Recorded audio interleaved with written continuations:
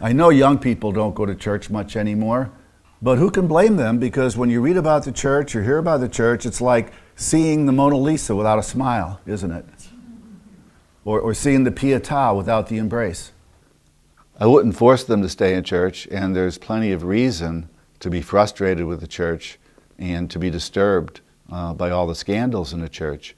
But I would discourage anybody to throw out the baby with the bathwater, because the baby's good and the baby's beautiful. And my idea of Catholicism is not to look at the rules and regulations, not to look at the people who hurt us, but the people who lift us up.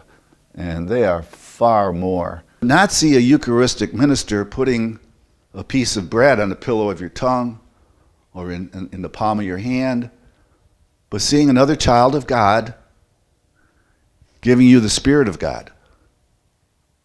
And you are a child of God. Well, Loyola Press asked me to write a book called 101 Reasons to be Catholic. And I couldn't think of 3.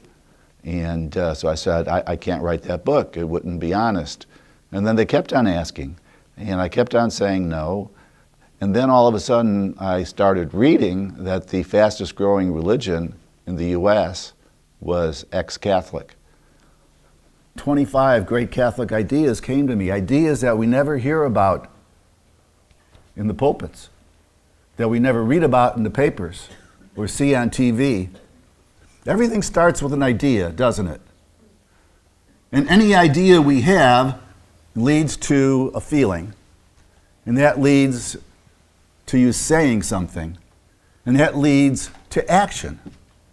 Bad ideas lead to bad action, and good ideas lead to good action. Great Catholic ideas from the spiritual deposit of faith, like nothing can separate us from the love of God. Nothing. In the liturgy, 7 times a year we hear that injunction, nothing can separate us from the love of God. Nobody talks about it. The mystical body of Christ. Great Catholic idea that we are all one with God and with each other.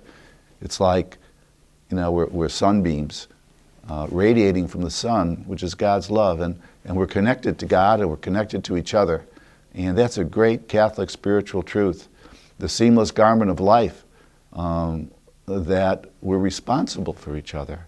The great Catholic ideas of social justice are so important. And one of my dear friends is Father Andrew Greeley, who wrote, "Catholics live in an enchanted world, a world of statues and holy water, stained glass and votive candles, saints and religious medals, rosary beads and holy pictures.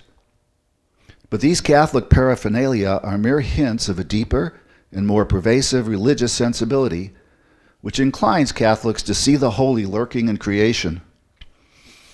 As Catholics, we find our houses and our world haunted by a sense that the objects, events, and persons of daily life are revelations of grace." Everybody in this room is a revelation of grace. Everybody in this room, and it's our job to see it, everybody is a place where God's revealing himself. Maryknoll is a great witness to God. It's unafraid to say that what happens to a child in Calcutta happens to a child in California.